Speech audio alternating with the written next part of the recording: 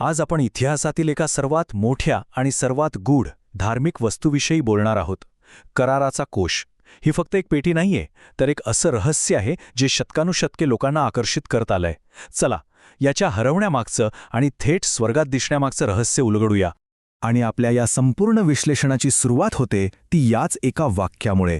एक असं वाक्य जे एका मोठ्या रहस्याला जन्म देतं. एक अशी वस्तू जी इतिहासाच्या पानांमधनं कधीच गायब झाली, ती अचानक स्वर्गात दिसली. हे कसं शक्य आहे? आज तो प्रश्न आहे जो आपल्याला या सगळ्या रहस्याच्या मुळाशी घेऊन जाणार आहे. एक भौतिक वस्तू जी पृथ्वीवरून हरवली ती स्वर्गात कशी काय दिसू शकते? चला तर मग या प्रश्नाचं उत्तर शोधायला सुरुवात करूया. आता स्वर्गात दिसलेल्या त्या कोशाचा अर्थ समजून घ्यायचा असेल तर आपल्याला आधी पृथ्वीवर जो मूळ कोश होता त्याबद्दल जाणून घ्यावं लागेल. तो का बनवला गेला होता आणि त्याचं महत्त्व तरी काय होतं? तर हा कोश म्हणजे काही फक्त एक सोन्याने मढवलेली लाकडी पेटी नव्हती. नाही, तो देवाच्या पृथ्वीवरच्या उपस्थितीचं एक जिवंत प्रतीक होता. इतका पवित्र की त्याला मंदिरातल्या सर्वात पवित्र जागी म्हणजे परमपवित्र स्थानात ठेवलं जात होतं. बरं, आता प्रश्न असा आहे की या पेटीला इतकं पवित्र का मानलं जात होतं? असं नेमकं काय होतं तिच्या आत? या कोशाच्या आत होत्या 3 अत्यंत खास आणि महत्त्वाच्या वस्तू. पहिली होती मान्नाने भरलेली सोन्याची घागर. हे तेच अन्न होतं जे देवाने इस्रायली लोकांना राणावणात पुरवलं होतं. दुसरी होती अहरोनची काठी, जिला चमत्कारिकरित्या पालवी फुटली होती. आणि तिसरी आणि सगळ्यात महत्त्वाची वस्तू म्हणजे दगडाच्या 2 पाट्या, ज्यावर देवाने स्वतःच्या हातांनी 10 आज्ञा लिहिल्या होत्या. आता या कोशाचा पृथ्वीवरचा प्रवास बघितला ना, तर तो खूपच शक्तिशाली आणि नाट्यमय घटनांनी भरलेला आहे. मोशेने त्याची निर्मिती केल्यापासून ते शलोमोनच्या मंदिरापर्यंत हा कोश इस्रायलच्या इतिहासातील प्रत्येक मोठ्या घटनेचा केंद्रबिंदू होता. म्हणजे बघा, त्याच्यामुळे यार्दन नदी दुभंगली, येरिहोच्या प्रचंड भिंती कोसळल्या. पण मग बॅबिलोनियन आक्रमणानंतर तो अचानक रहस्यमयरित्या गायब झाला. आणि या कोशाची शक्ती ती तर अफाट होती. म्हणजे विचार करा, जेव्हा शत्रूंनी त्याला पकडलं तेव्हा त्यांच्यावर अक्षरशः संकटं कोसळली आणि त्यांच्या देवाच्या मूर्तीही त्याच्यासमोर आपोआप तुटून पडल्या. हा कोश पकडला जाणं ही इस्रायली लोकांसाठी किती मोठी आध्यात्मिक आपत्ती होती हे इकाबोद नावाच्या गोष्टीतून कळतं. या नावाचा अर्थच होतो गौरव निघून गेला. जणू काही देवाच्या उपस्थितीनेच त्यांची साथ सोडली होती.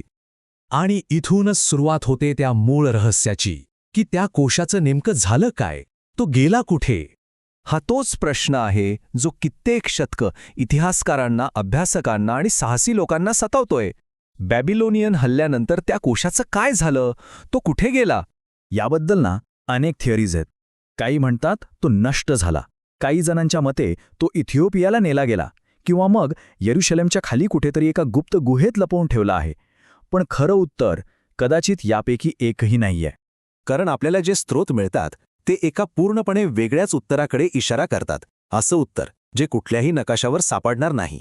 बघा, यिर्मिया संदेष्टानं एक भविष्यवाणी केली होती की एक वेळ अशी येईल की लोक पृथ्वीवरच्या कोशाची आठवणही काढणार नाहीत. का? कारण देव एक नवीन, अधिक चांगला करार स्थापित करणार होता, जिथे अशा भौतिक प्रतीकांची गरजच उरणार नव्हती. आणि यातली सगळ्यात इंटरेस्टिंग संकल्पना ही आहे की पृथ्वीवर जे निवासमंडप बनवलं गेलं त्यातल्या सगळ्या वस्तू ह्या स्वर्गातल्या मूळ वस्तूंची एक प्रतिकृती किंवा नमुना होत्या. म्हणजे मोशेला जे बनवायला सांगितलं होतं ते स्वर्गातील मूळ डिझाईनची एक भौतिक कॉपी होती. आणि इथेच आपल्याला आपल्या प्रश्नाचं उत्तर मिळायला लागतं. बघा, पृथ्वीवरचा कोश हा फक्त एक नमुना होता, एक कॉपी. खरा मूळ कोश तो तर नेहमीच स्वर्गात देवाजवळ सुरक्षित होता. तो कधी हरवलाच नव्हता, कारण त्याची जी खरी ओरिजिनल आवृत्ती होती ती कधी पृथ्वीवर आलीच नव्हती. आणि आता आपण सुरुवातीच्या त्या वचनाकडे परत येऊया. आता त्याचा अर्थ अगदी स्पष्ट होतो. प्रेषित योहानाने जो कोश पाहिला तो पृथ्वीवरून परत मिळवलेला जुना कोश नव्हता. तर सगळ्यात महत्त्वाचा मुद्दा हा आहे की योहानेने जो कोश पाहिला तो पृथ्वीवरचा हरवलेला कोश नव्हता, तर तो होता खरा, मूळ, स्वर्गीय कोश जो नेहमीच देवाकडे सुरक्षित होता. पृथ्वीवरची प्रतिकृती नाहीशी झाली, पण मूळ सत्य ते अबाधित राहिलं. आणि मग शेवटी एक विचार मनात येतो. जर देवाच्या कराराचं प्रतीक इतकं शाश्वत आणि स्वर्गात सुरक्षित आहे, तर मग खुद्द तो करार, ते वचन किती जास्त पक्कं आणि अविनाशी असेल, नाही का?